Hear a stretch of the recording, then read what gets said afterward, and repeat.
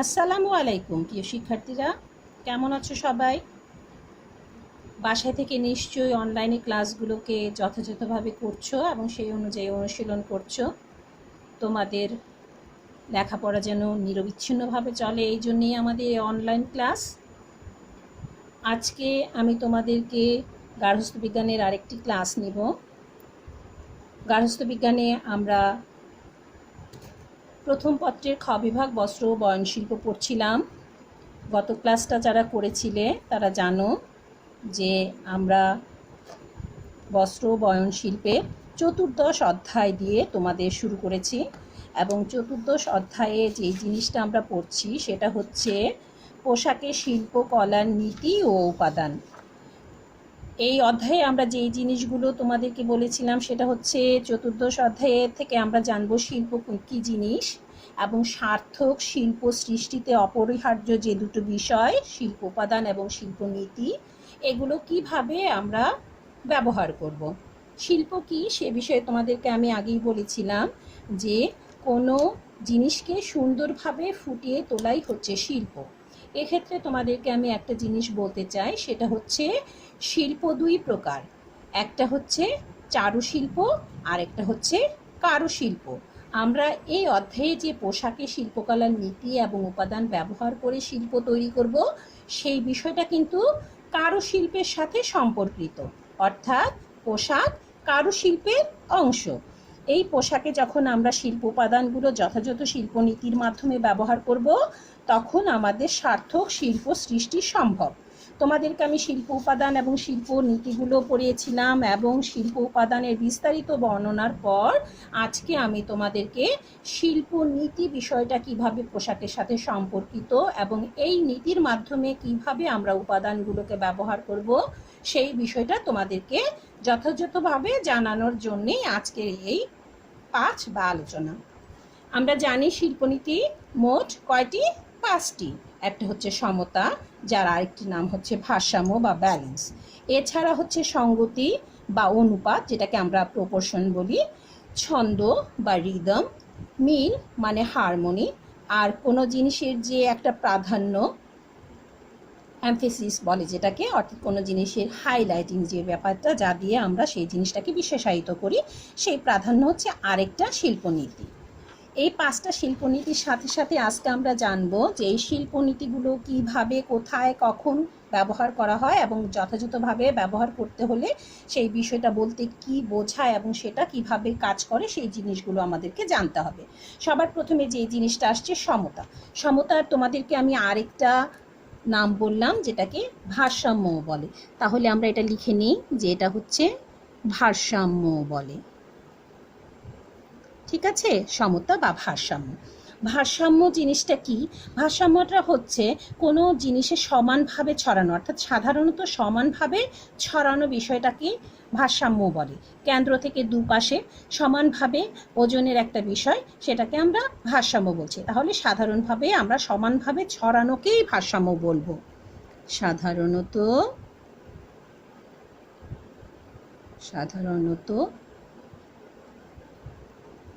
সমানভাবে ছড়ানো। ঠিক আছে, সাধারণত সমানভাবে ছড়ানোকেই আমরা ভারসাম্য বা সমতা বলি। এই ভারসাম্য দুই প্রকার, একটা হচ্ছে প্রত্যক্ষ ভারসাম্য আর একটা হচ্ছে অপ্রত্যক্ষ ভারসাম্য। একটা হলো প্রত্যক্ষ আর একটা হলো অপ্রত্যক্ষ।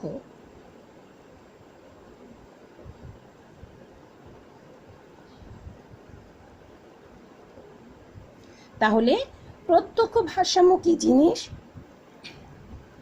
এবং অপ্রত্যক্ষ ভারসাম্য কি জিনিস এটা আমাদেরকে জানতে হবে।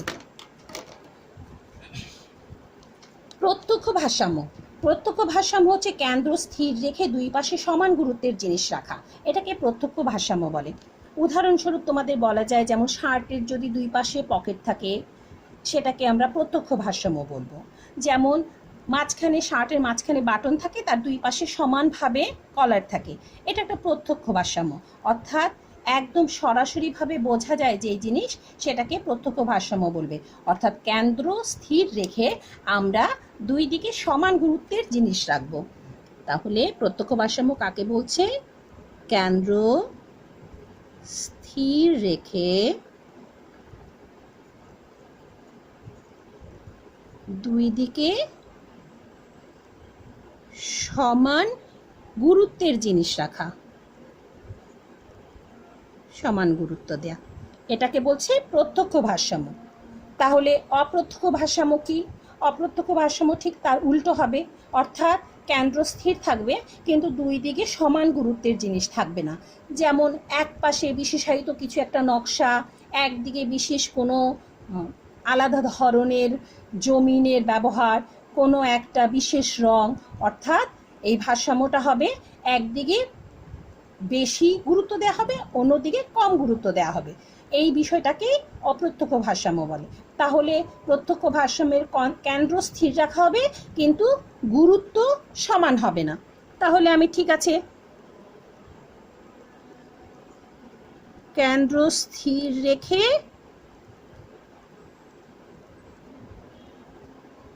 দুই দিকের যে কোনো একদিককে গুরুত্ব দেওয়া হবে।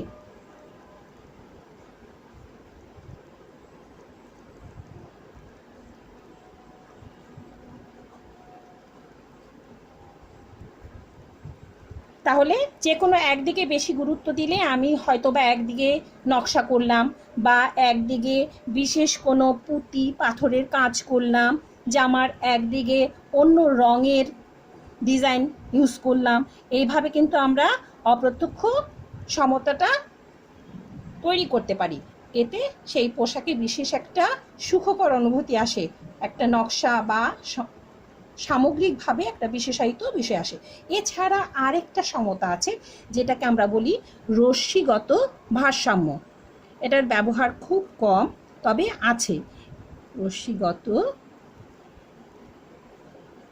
ভারসাম্য বা সমতা, এই জিনিসটা একটু মনে রাখবে, কারণ রশ্মিগত ভারসাম্য বা সমতাটা হচ্ছে কেন্দ্র থেকে চতুর্দিকে বিভিন্ন ওজনের, মানে সম ওজনের বস্তু সামগ্রী অবস্থান করে।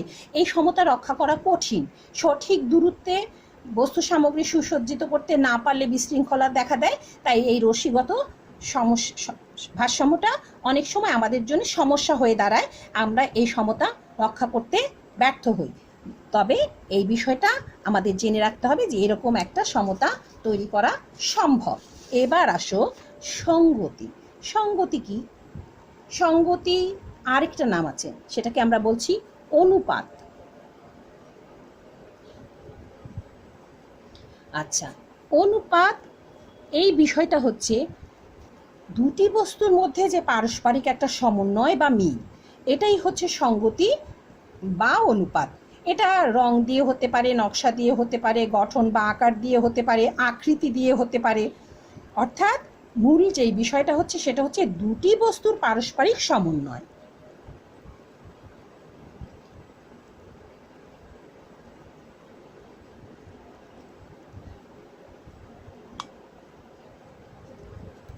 এই জিনিসটা আমাকে মনে রাখতে হবে যে আমি যখনই বলবো সঙ্গতি, তখনই খেয়াল করতে হবে যে আমি দুটি বস্তুর পারস্পরিক একটির সাথে আরেকটার যে মিল বা সঙ্গতি, সেটাকেই বোঝাচ্ছি।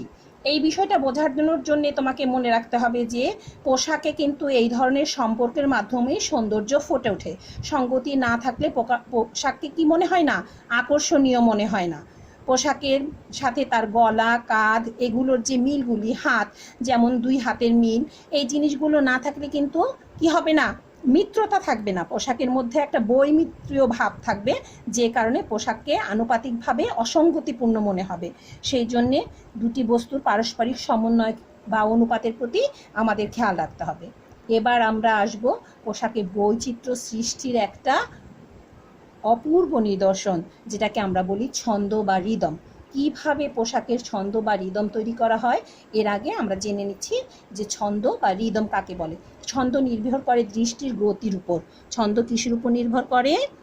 দৃষ্টির গতির উপর।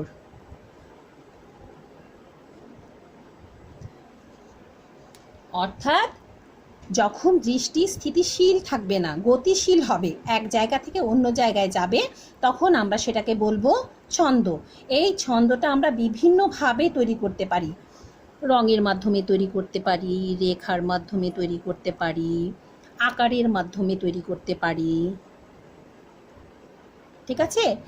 আবার বিন্দুর মাধ্যমে তৈরি করতে পারি, এবং বিশেষ করে যেটা আমরা বেশি করব সেটা হচ্ছে কোনো একটা শিল্প উপাদানের পুনঃ ব্যবহার, যেটাকে আমরা পুনরাবৃত্তি বলি। তাহলে পুনরাবৃত্তির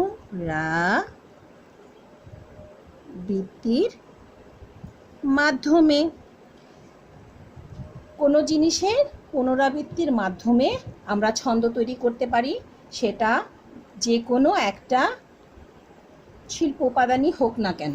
এতে আমরা সন্তোষজনকভাবে চোখকে আকৃষ্ট করতে পারবো। একটির পর একটি সন্তোষজনক বিষয় দিয়ে আমরা চোখকে গতিশীল, দৃষ্টিটাকে গতিশীল করব। তোমাদেরকে আমি একটা ছোট্ট উদাহরণ দেখাচ্ছি। মনে করো একটা জামা,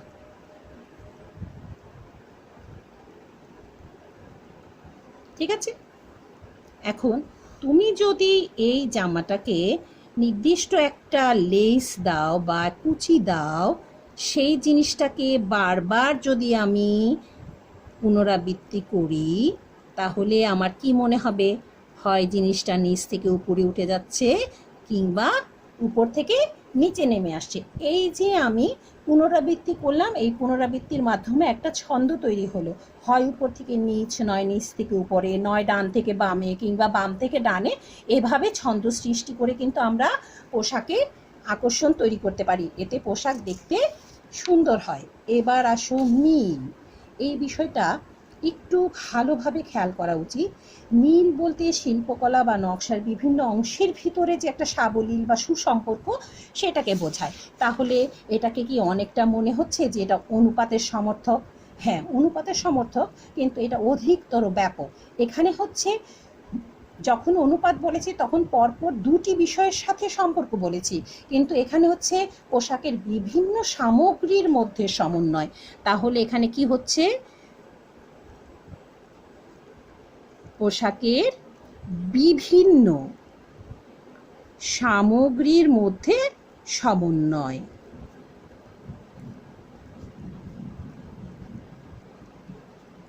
অর্থাৎ একটা বিষয় আরেকটা বিষয়ের সাথে সম্পর্কিত না, এখানে সবগুলি বিষয় একটার সাথে আরেকটা, যেমন রঙের সাথে নকশায়, জমিনের সাথে ছাপার, আকার আকৃতির সাথে মিল।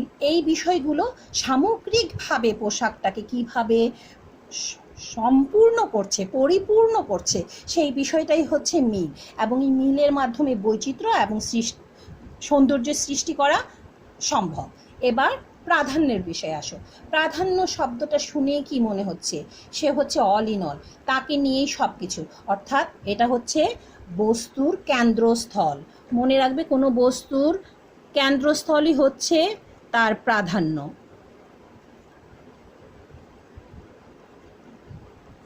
তাহলে পোশাকের প্রাধান্য বলতে কি বোঝায়? পোশাকের নির্দিষ্ট এমন একটা জিনিস যেটা পোশাককে অন্য পোশাক থেকে আলাদা করবে।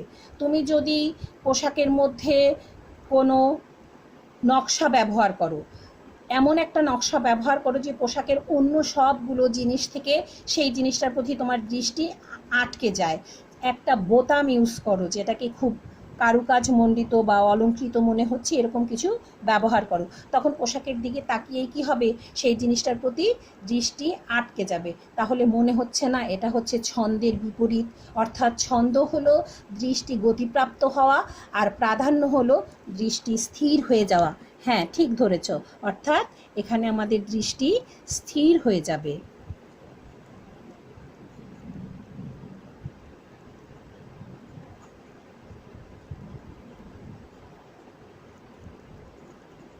দৃষ্টি আকর্ষিত হবে।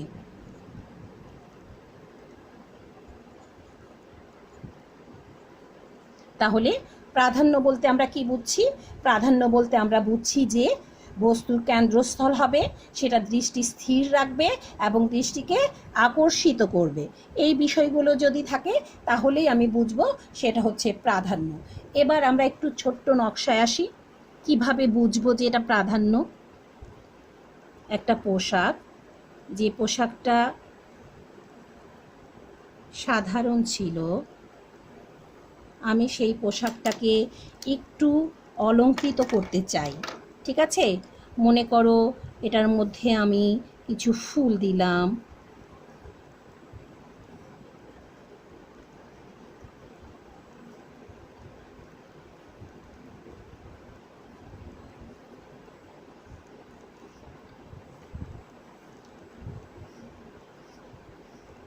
একটু পাতা দিলাম, তাহলে এই যে বিষয়গুলো, এই বিষয়গুলো কি করেছে বলো তো? পোশাকটাকে সাধারণ থেকে অসাধারণ বানিয়ে দিয়েছে। অর্থাৎ কোনো একটা ডিজাইন, কোনো নকশা, কোনো লেস কিংবা অন্য কোনো অলঙ্করণ শিল্প, একটা, ঠিক আছে, এরকম। তাহলে এই যে প্রাধান্য, যে যেখানে আমি প্রথমেই দৃষ্টি স্থির হয়ে যাবে, ওই বিষয়টা আমাকে তার দিকে আকর্ষিত হতে বাধ্য করবে, এই বিষয়টাই হচ্ছে প্রাধান্য। তাহলে আমরা এখন পর্যন্ত যে 6টা শিল্পনীতির কথা বললাম, এই 5টা শিল্পনীতির কথা বললাম, এবং এই 5টা শিল্পনীতির মাধ্যমে সার্থক একটা পোশাক তৈরির কথা বললাম। এর মধ্যে তোমাদের কোন বিষয়টাকে জটিল মনে হয়েছে বলো তো? একবার একটু দেখে নাও। সমতা, সঙ্গতি বা অনুপাত, ছন্দ, মিল, প্রাধান্য। এখানে আমি যেটা বলেছি, সমতা এবং মিল, এরা হচ্ছে একটা আরেকটার পরিপূরকের মতো। সমতাটা হচ্ছে পরপর দুটো বিষয়ের সাথে সম্পর্কিত, মিল হচ্ছে একটা গুচ্ছ বা একাধিক দলের সাথে সম্পর্কিত, একাধিক বিষয়ের সাথে সম্পর্কিত। আর উল্টোটা হচ্ছে ছন্দ এবং প্রাধান্যের বেলায় এরা একজন আরেকজনের বিপরীতমুখী আচরণ করে। ছন্দ দৃষ্টিকে স্থির করে ফেলে, ছন্দ দৃষ্টিকে গতিশীল করে ফেলে, আর প্রাধান্য ঠিক তার উল্টোটা করে। কি করে? দৃষ্টিকে স্থির করে ফেলে। তাহলে যখনই কোনো জিনিসের প্রতি আমরা আকৃষ্ট হয়ে যাব, দৃষ্টি নিবদ্ধ হয়ে যাবে, তখন আমি ভাববো সেখানে প্রাধান্য সৃষ্টি হয়েছে।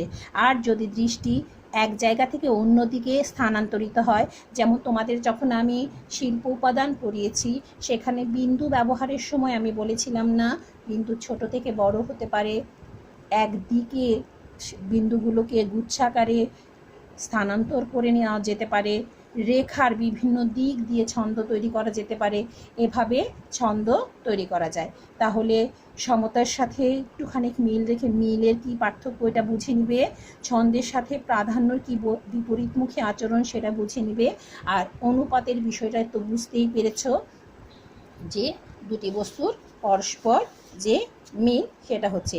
তাহলে সমতাটা হচ্ছে ভারসাম্যের বিষয়। এটা আমরা পোশাকের দুপাশ কেন্দ্র স্থির রেখে পোশাকের দুপাশে ব্যবহার করি। আর সঙ্গতি এবং অনুপাত হচ্ছে পরপর দুটো বিষয়ের মধ্যে রাখি। আর মিল জিনিসটা হচ্ছে একাধিক বিষয়ের মধ্যে রাখি। ছন্দ আর প্রাধান্য তো বুঝতেই পারলে, গতি ব্যাপার, দৃষ্টি একটাতে, ছন্দে হচ্ছে দৃষ্টি গতিশীল হয়, আর প্রাধান্যে হচ্ছে দৃষ্টি আটকে যায়। তাহলে এই পর্যন্ত আমরা যে জিনিসগুলো পড়লাম, এবার আমাকে বলো তো শিল্প উপাদানগুলো তোমার মনে আছে কিনা? যেই বিষয়গুলো নিয়ে আমরা শিল্প উপাদানগুলো পড়েছিলাম, অর্থাৎ আমাদের রং, রেখা, আকার, জমিন এবং বিন্দু, এগুলো পোশাকে কিভাবে ব্যবহার করা হয় সেইগুলো আমাদের একটু জানা দরকার। অর্থাৎ রঙের বেলায় আমি তোমাদের একটা জিনিস বলি, রং ঋতুর সাথে সম্পর্কিত। এটা একটা অনুধাবনের প্রশ্ন। আমাকে বলো তো, যদি রং থেকে ঋতুর সাথে সম্পর্কিত প্রশ্ন আসে কিভাবে উত্তর দিবে? শীতের সাথে রঙের কি সম্পর্ক? গরমের সাথে রঙের কি সম্পর্ক? তোমাদের যখন আমি বর্ণচক্র পড়িয়েছি, তখন আমরা পড়েছিলাম না শীতল বর্ণ, উষ্ণ বর্ণ। তাহলে গরমের দিন নিশ্চয়ই আমরা উষ্ণ বর্ণ পরব না, গরমের দিন আমরা শীতল বর্ণ পরব। আর ঠিক তার উল্টোটা হবে শীতকালে আমরা উষ্ণ বর্ণ পরব। ঠিক তেমনি রেখার যে বিভিন্ন রকম ব্যবহার ছিল, সেই ব্যবহারগুলো মনে রাখবে। যে কিছু রেখা ব্যক্তিকে লম্বা দেখায়, কিছু রেখা ব্যক্তিকে চিকন বা বেশি আকৃতিতে দৈর্ঘ্যে বেশি দেখানোর কারণেই লম্বা দেখায়। আর কিছু রেখা হচ্ছে ব্যক্তিকে দৈর্ঘ্যে খাটো দেখায় বলে তাকে ছোট দেখায় এবং মোটা দেখায়। এই বিষয়গুলো মনে আছে নিশ্চয় আকারের বিষয়গুলো। আকার কিছু আকার কাছে থেকে কাছে টানে, কিছু আকার দূরে নিয়ে যায়। জমিনের ব্যাপার, কিছু মসৃণ কিছু অমসৃণ। যেমন আমরা বলেছিলাম মোটা জমিন এবং পাতলা জমিন, বা মিহি জমিন। মিহি জমিনটা আমরা গরমকালে পড়ি, আর মোটা জমিন বা ভারী জমিন আমরা সাধারণত শীতকালে পড়ি। আর বিন্দু দিয়ে বিভিন্ন রকম নকশা সৃষ্টি করা যায়। নকশা যদি বড় হয় তাহলে মানুষকে মোটা দেখায় এবং কাছে দেখায়। নকশা যদি ছোট হয় তাহলে কেমন দেখাবে? দূরে দেখাবে এবং লম্বা দেখাবে। আচ্ছা, তাহলে আমাদের একটা হোমওয়ার্ক নেওয়া উচিত, ঠিক না? কি হোমওয়ার্ক নেব আজকে বলো তো? আজকে আমরা হোমওয়ার্ক নিয়ে একটা চলো, পোশাকে শিল্পকলার নীতি ও শিল্প উপাদানের প্রয়োগ পোশাককে আকর্ষণীয় করে। এই বিষয়টা তোমরা ভালো করে পড়বে যে কিভাবে আমরা একটা পোশাকে 5টা শিল্প উপকরণ কী কী ছিল বলো তো? রং, রেখা, আকার, জমিন এবং বিন্দু। এই 5টা শিল্প উপকরণ ব্যবহার করতে পারি এবং সেই উপকরণগুলোকে আমরা যথাযথ শিল্পকলার নীতির মাধ্যমে, অর্থাৎ সমতা, সঙ্গতি, ছন্দ, মিল এবং প্রাধান্য, এই বিষয়গুলোর সাথে মিল রেখে কিভাবে আমরা এই কাজটা করতে পারি, আমরা সেই বিষয়টা ভালোভাবে পড়ব। ঠিক আছে মেয়েরা, ভালো থেকো আর সবাই সুস্থ থাকবে এই কামনা করছি। আল্লাহ হাফেজ।